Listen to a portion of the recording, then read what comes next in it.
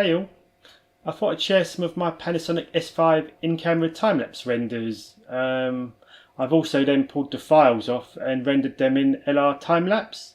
LR Timelapse stands for Lightroom Timelapse. It works in unison with Lightroom and basically allows you to make adjustments to keyframes which can be applied across the whole video. I'll share more information on that as the video progresses, so let's jump to it.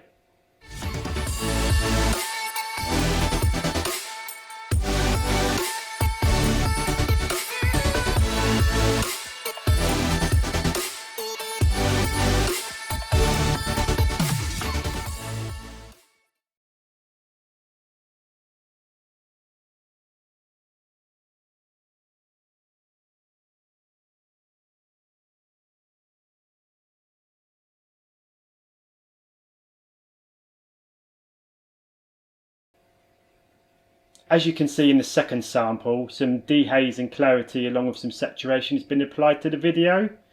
Obviously this was all done to the raw files and then rendered. I'll give you a brief description on how the rendering works. So you basically load a folder of your images into LR Timelapse and set some keyframes, so beginning, middle and end.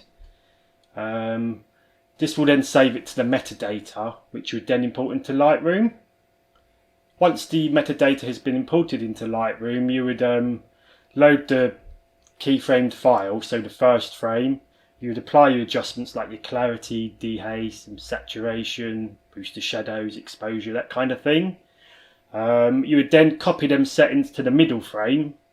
So just say for example you had 100 frames. So you'd do your edits to frame 1. Then you'd copy those settings and apply it to frame number 50. And then if there's any change in brightness or what have you, you can tweak the exposure.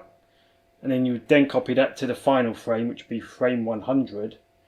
And again, if there's any settings or you want it to darken as the video ends, then you can bring the exposure down. Once that's done, you then save the metadata and re-import it back into LR Timelapse. And what LR Timelapse will do is it will take keyframe 1, keyframe 50, and it will calculate the difference in exposure and apply it across all 50 frames.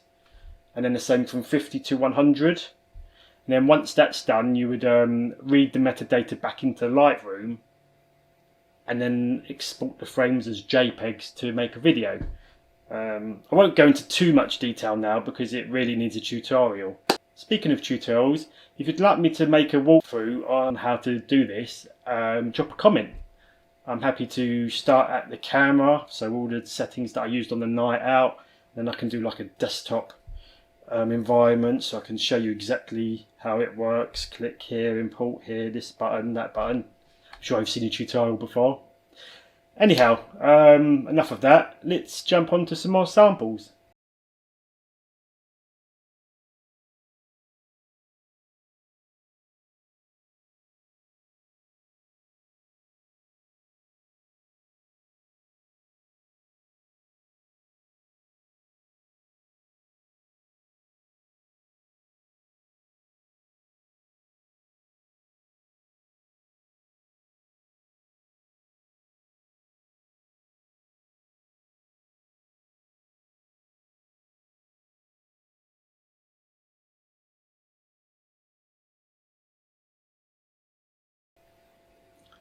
Just a little tip also, if you're not ready for LR Timelapse yet, what you can do is you can render your timelapse in camera and then import it into Apple Photos on the iPad or iPhone.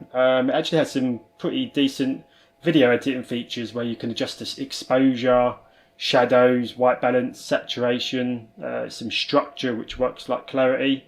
I've used it a few times to make reels and what have you, so it's definitely worth it. It's a quick and it's a kind of cheating way. Not quite as good as LR Timelapse, but we don't always have time, do we, to spend on these things, so it's better getting it out there than not at all.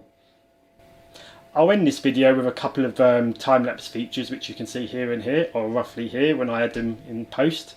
Also, if you'd like to keep updated with my content, then please hit the subscribe button, which I'm pretty sure is in the middle of the screen. Cheers.